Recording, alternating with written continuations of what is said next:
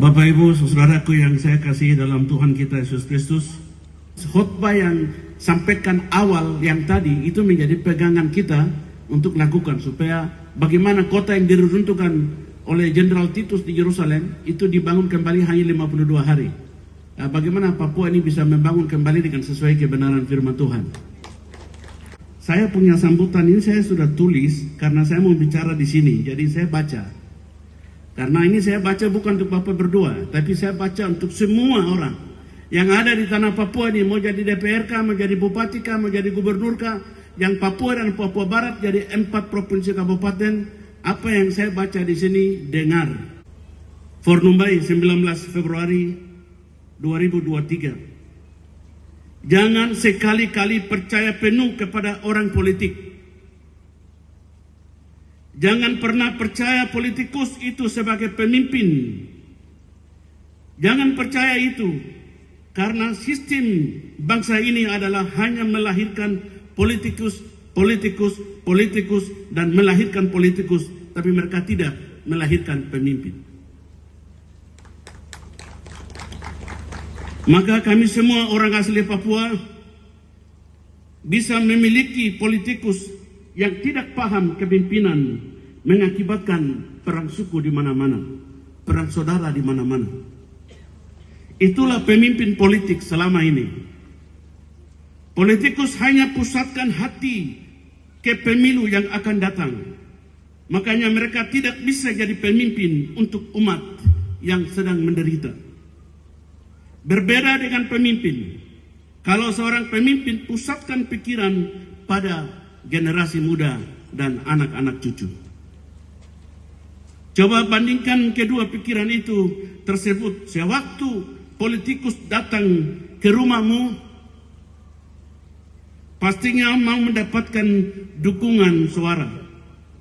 Coba suatu saat politikus itu datang ke rumahmu, coba kamu bertanya kepada dia.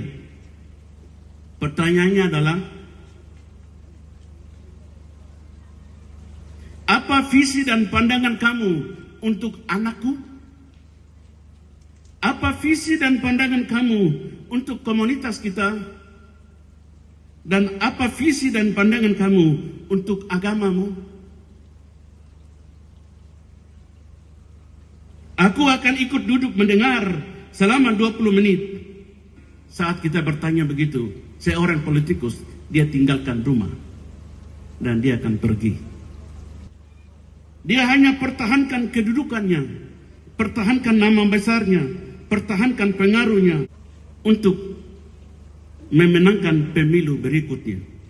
Karena itu mereka tidak bisa disebut pemimpin, tapi mereka hanya politikus.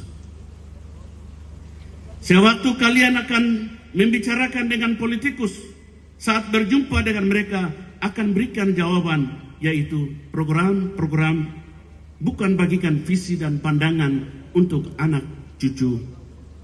Kedua, politikus prioritaskan konsentrasi hasil pemilu berikutnya, bukan fokus untuk generasi berikut, dan bukan untuk melihat kepada penderitaan umat. Bagian ketiga, politikus selalu teringat dengan janji-janji, bukan tujuan hidup untuk manusia. Ada 3 negara yang menjadi contoh untuk buat kita semua, yaitu Israel. Mereka berjuang untuk merdeka, dan di dalam kemerdekaan itu seluruh dunia mereka ditakuti, karena nama Tuhan dipermuliakan dari bangsa itu. Yang kedua adalah Afrika Selatan. Kenapa Nelson Mandela berjuang dan melawan apartheid selama 670 tahun? Dia hanya melawan, bukan untuk politikus. Dia melawan, bukan untuk menguasai. Dia melawan untuk mencari kekayaan. Tapi dia hanya melawan, hanya satu, yaitu Tuhan dan hamba.